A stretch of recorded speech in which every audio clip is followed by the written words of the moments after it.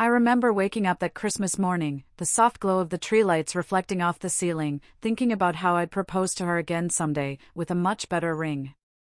And then, before I could even finish my coffee, Stephanie dumped me. Not just left, but truly dumped me. The words she used, "I can't stay tied to someone with no future," they echoed in my head for months, a brutal, constant reminder. But the crazy thing? That moment, right there, was the best thing that ever happened to me.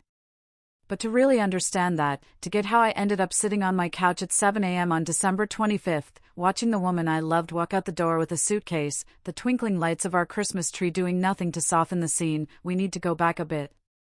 My name's Marcus. I'm 35, and up until early December, my life was, well, boring in the best possible way. I worked as an IT analyst in Boise, Idaho, pulling a decent salary. Nothing flashy, but enough to feel secure, to plan.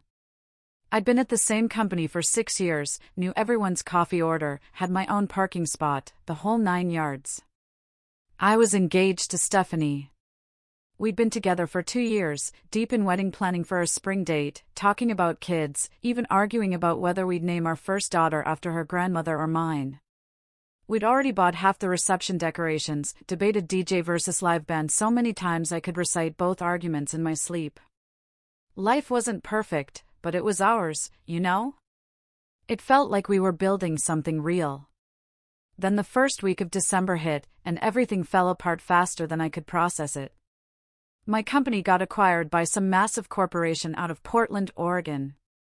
One of those deals where they send an email at 9 a.m., and by noon, security is walking people out with boxes. 60% of the staff got cut, and I was part of that percentage.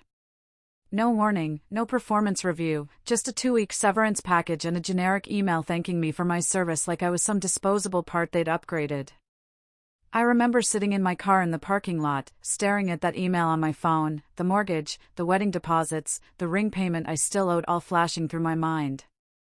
I drove home that day feeling like someone had punched a hole through my chest, but I wasn't going to give up. I started hustling immediately, picking up freelance gigs, fixing servers, building basic websites for small businesses, doing network repairs for anyone who'd pay me. The money was inconsistent and way less than my salary, but it was something.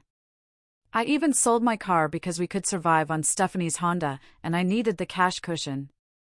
I told myself this was temporary, that I'd find something better in January, that we'd laugh about this rough patch someday at our wedding reception. But Stephanie changed, and it happened so fast I almost didn't catch it at first. The first few days after I lost my job, she said all the right things. Told me it would be okay, that we'd figure it out together. But by the end of that first week, something shifted. The conversations about the wedding stopped. She'd come home late from work, later than she ever had before, and when I asked about her day, she'd give me one-word answers and go straight to the bedroom. She started going out with her friends more, hitting bars and clubs on weeknights, places she'd never cared about when I had a stable job. I'd text her good night, and she wouldn't respond until morning. We used to talk before bed every single night, even about stupid stuff like what we watched on TV or what we'd eat for breakfast, but suddenly there was just silence. I kept trying to make things normal, suggesting we watch a movie together, asking if she wanted to decorate the apartment for Christmas like we did last year. She'd just shrug and say maybe later, but later never came. By mid-December, I could feel her slipping away, but I didn't want to believe it. We'd been planning this life together for 2 years. We talked about growing old together, about the house we'd buy in 5 years, about teaching our kids to ride bikes. You don't just throw that away because someone loses a job, right? Wrong. A week before Christmas, I suggested we drive to my parents' place for the holidays like we always did. She looked at me like I'd asked her to fly to Mars and said, maybe another time. But then she mentioned she was planning to go to her parents' house alone. That stung more than I wanted to admit, but I didn't push it. Every day that week, she got colder. She stopped kissing me goodbye in the morning. Scrolled through her phone during dinner instead of talking. Started sleeping on the far edge of the bed like I had some contagious disease. I kept telling myself it was temporary, that once the holidays passed and I found a new job, we'd get back to normal. I even bought her a Christmas present back in November before everything went to hell. This beautiful necklace she'd been eyeing for months. I wrapped it carefully, put it under our little tree, imagining her face when she opened it. Christmas morning came, and I woke up early, trying to make the day special despite everything. I made coffee, cooked eggs and bacon, set the table like we were going to have a normal holiday breakfast. I put on a Christmas playlist, turned on the tree lights, even lit one of those cinnamon candles she liked. The apartment looked festive and warm, but it felt hollow because I could sense what was coming. Stephanie walked into the living room around 7:30, and the first thing I noticed was that she was already wearing her coat. Not pajamas, not the Christmas sweater I got her last year, just jeans and boots and her heavy winter coat, like she was about to leave. She wasn't wearing makeup. Her hair was pulled back in a messy ponytail, and her face was blank in a way that made my stomach drop.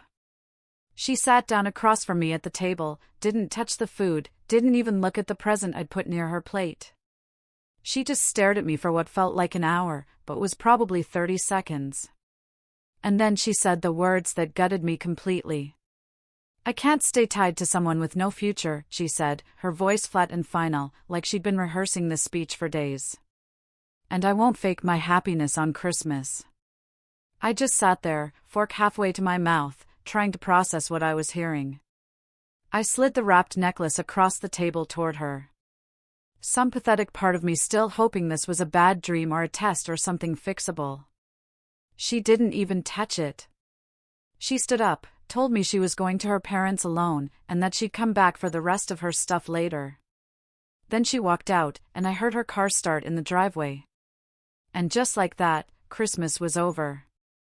I sat at that table for an hour, staring at the eggs getting cold, listening to Mariah Carey sing about all she wants for Christmas, feeling like the biggest failure on the planet. The woman I planned to marry had just walked out on me on Christmas morning because I lost my job. Because I wasn't good enough anymore. Because I had no future. That phrase kept looping in my head like a curse, asterisk no future. No future. No future, asterisk the next few days were the worst of my life. Worse than getting fired. Worse than anything I'd experienced before. I barely slept, maybe 2 or 3 hours a night, and when I did, I'd wake up reaching for her side of the bed and finding it empty.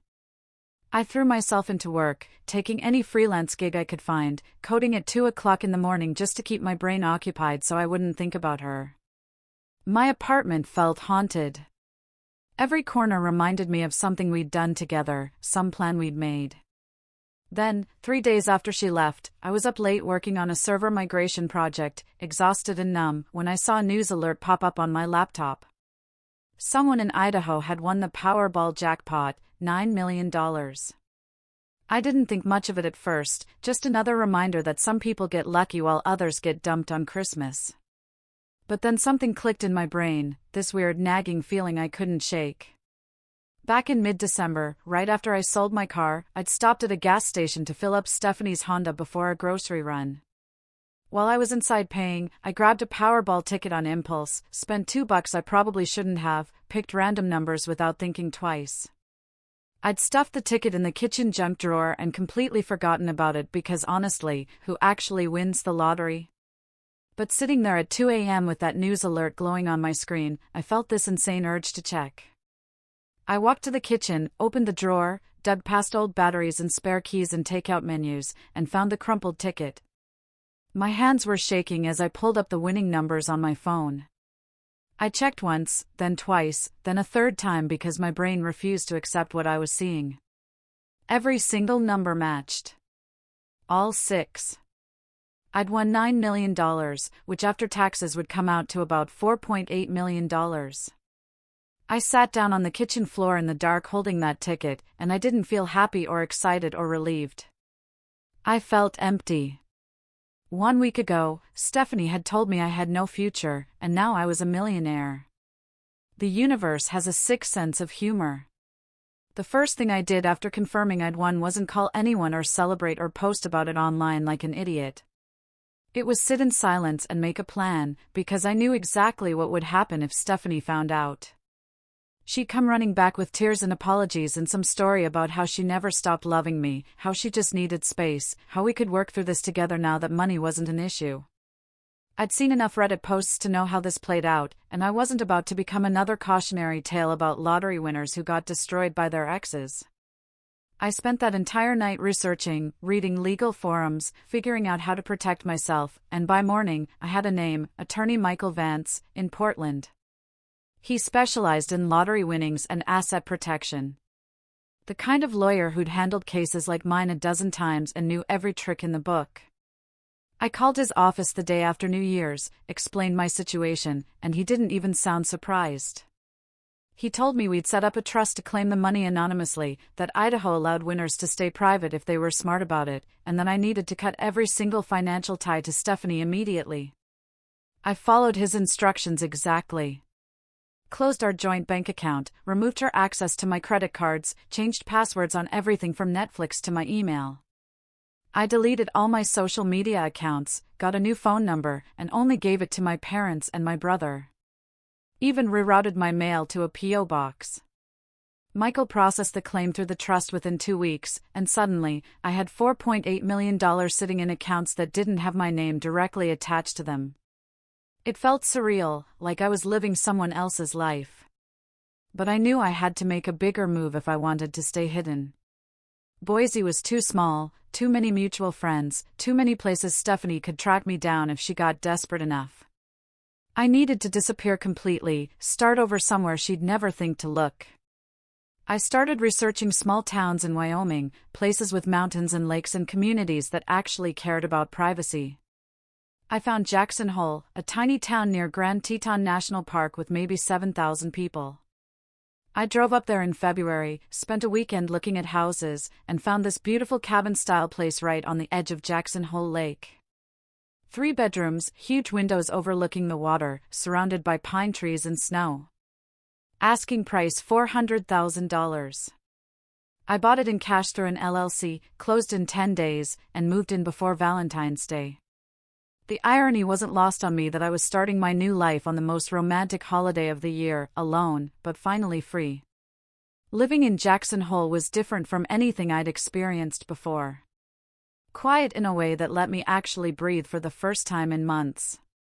I didn't buy a mansion or a sports car or any of the flashy stuff lottery winners waste money on. I just lived simply, bought groceries at the local market, volunteered at the community center teaching basic computer skills to seniors. I started helping small businesses set up their networks for free just to stay busy and feel useful. And people appreciated it without asking questions about where I came from or why I'd moved there. I made friends slowly, the kind of genuine friendships that form when nobody wants anything from you except your company. There was this guy, Ethan, who ran fishing tours on the lake. We'd grab beers sometimes and talk about nothing important, and it felt good to just exist without the weight of my past crushing me. Then in early March, I went to this community potluck at the town hall. One of those events where everyone brings food and pretends to care about local politics, but really just wants to socialize. I brought store-bought cookies because I still couldn't cook worth a damn. And that's where I met Olivia. She was standing by the food table arranging her homemade chili in a crock-pot, wearing jeans and a flannel shirt, her hair pulled back in a braid. And when she looked up and smiled at me, it wasn't the kind of smile that wanted something. It was just warm and genuine and kind. We started talking about how bad my cookies looked compared to everyone else's dishes. And she laughed in this easy way that made me feel normal for the first time since Christmas. We kept running into each other after that, at the coffee shop, at the library, on hiking trails around the lake. She worked as a nurse at the local clinic, had lived in Jackson Hole her whole life, loved the mountains and the quiet and the community. She didn't know anything about my lottery win or my past with Stephanie. And I didn't tell her because it felt incredible to be seen as just Marcus. Not Marcus the lottery winner, or Marcus who got dumped on Christmas. We started spending more time together. Nothing official at first, just friendship that slowly became something more. She'd text me pictures of the sunrise over the lake. I'd bring her coffee before her early shifts. And for the first time since everything fell apart, I felt like maybe I could build a real future with someone who actually valued me. But of course, the past doesn't stay buried forever, and Stephanie made sure of that. The first message came right after New Year's, barely a week after she'd walked out on me. My old phone, the one I kept turned off in a drawer just in case, buzzed with a text from an unknown number. "Marcus, I want to talk, please," it said, and I knew immediately it was her. I didn't respond. Over the next 3 days, messages kept coming from different numbers, friends of hers I barely knew, mutual acquaintances asking me to just hear her out, saying she was sorry and needed closure. Then the calls started. Voicemails that I deleted without listening to, texts that got more desperate each time. By mid-January, she'd somehow figured out I'd left Boise because one of her friends mentioned seeing my apartment listed for rent online. The messages got more frantic after that, asking where I'd gone, if I was okay, saying she deserved to know what happened to me. I ignored every single one, blocked every number, and thought maybe that would be the end of it. I was wrong. In late February, I was working in my home office when I heard a car pull into my driveway. I looked out the window and my stomach dropped because there she was, Stephanie, standing next to her Honda, looking exhausted and desperate after what must have been a 6-hour drive from Boise. I have no idea how she found my address. Maybe she hired someone or stalked my parents or tracked down some mutual friend I'd forgotten about. But there she was, on my property, looking up at my house like she had any right to be there. I watched her through the window as she walked up to my front door, and I didn't move. She knocked softly at first, then harder. I heard her voice through the door, muffled, but clear enough. "I made a mistake," she called out, her voice cracking like she'd been crying the whole drive. "Please give me 5 minutes." I stood in my living room, 10 feet from that door, and I didn't say a word. I didn't open it, didn't yell at her to leave, didn't acknowledge her existence. I just walked into my kitchen, made myself a turkey sandwich, grabbed a beer from the fridge, and turned on the TV in my living room.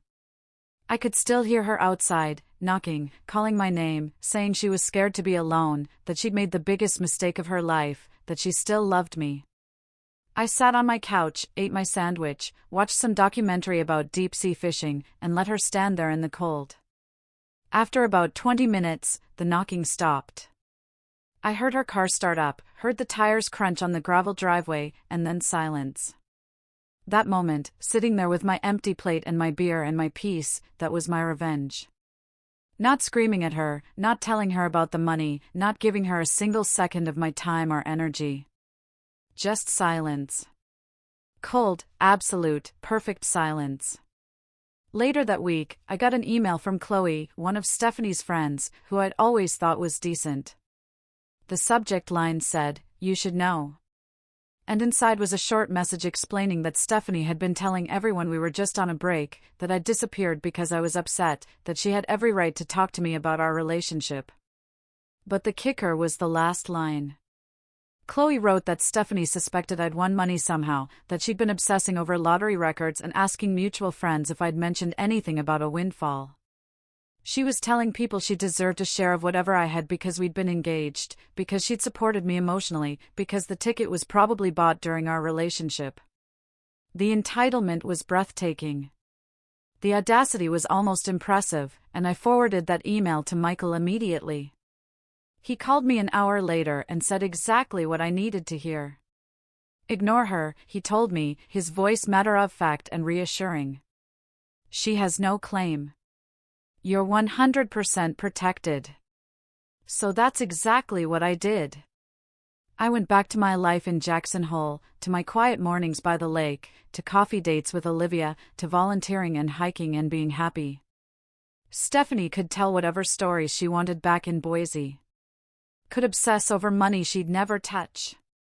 Could spend her energy trying to track down a man who'd already moved on. I was done giving her space in my head. Spring came to Jackson Hole and brought with it something I hadn't felt in years, actual peace that wasn't interrupted by anxiety or anger or the constant weight of wondering what went wrong. The snow melted off the lake. Wildflowers started popping up along the hiking trails, and I fell into a rhythm that felt sustainable and real. I'd wake up early, make coffee on my deck watching the sunrise, do freelance IT work I actually enjoyed because I wasn't desperate for every paycheck anymore. I still lived modestly. Drove the same used truck I'd bought when I moved to Wyoming. Wore jeans and flannels like everyone else in town. Nobody in Jackson Hole knew I had money, and that anonymity was worth more than any mansion or luxury car could ever be. I kept volunteering at the community center, teaching kids basic coding on Saturday mornings, helping elderly folks figure out their email accounts and video calls with their grandkids. Ethan and I started going fishing twice a week, just floating on the lake, talking about sports and weather and nothing that mattered. And those hours on the water became my therapy. Olivia and I got closer, too.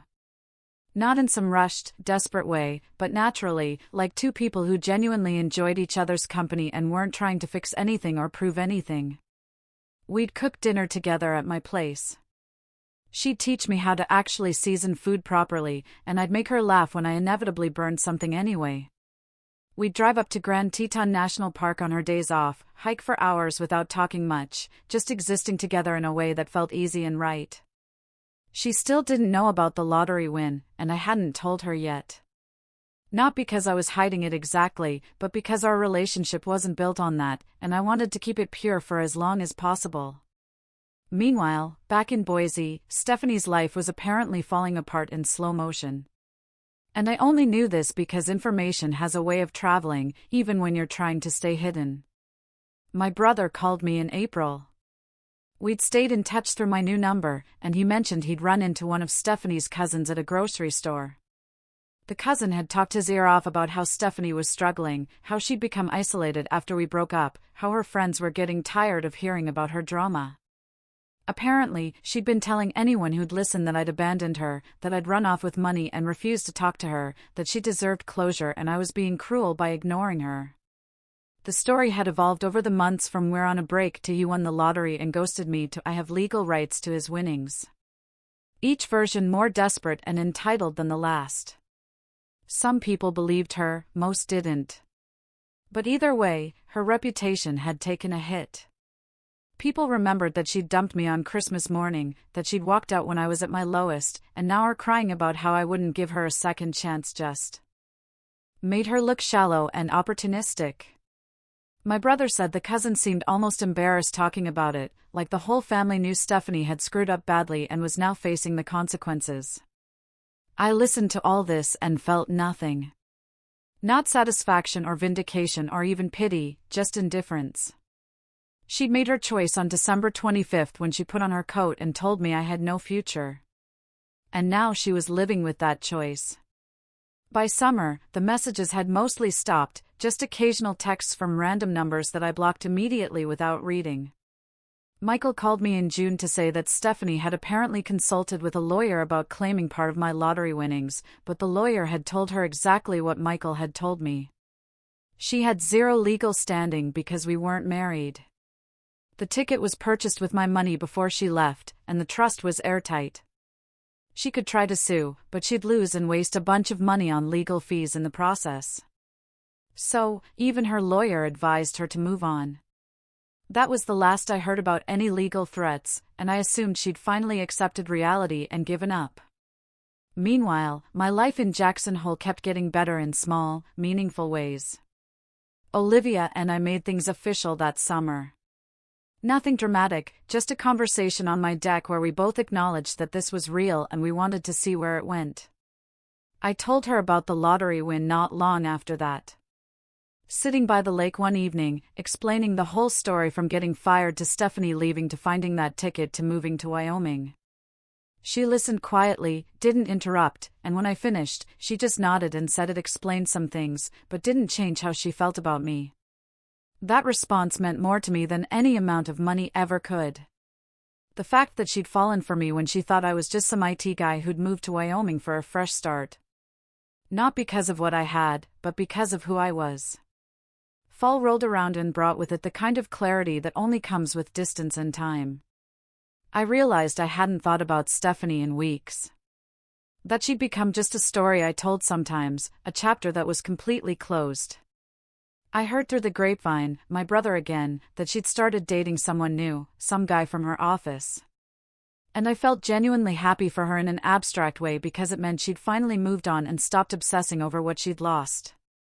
The holidays approached, and this time they didn't fill me with dread. Instead, I was actually looking forward to them. Olivia and I planned a quiet Thanksgiving with Ethan and some other friends, potluck style at my place. Everyone bringing dishes and hanging out by the fireplace. Christmas was coming up, too, and I'd already bought presents. Was planning to visit my parents with Olivia. Was excited about decorating the house with someone who actually wanted to be there. 1 year ago, I'd been sitting at my kitchen table watching Stephanie walk out the door, feeling like my life was over, like I'd never recover from that kind of rejection. Now, I was living in a beautiful place with genuine friends and a woman who loved me for real. And none of it had anything to do with the money. The money had given me options and security and the ability to disappear when I needed to.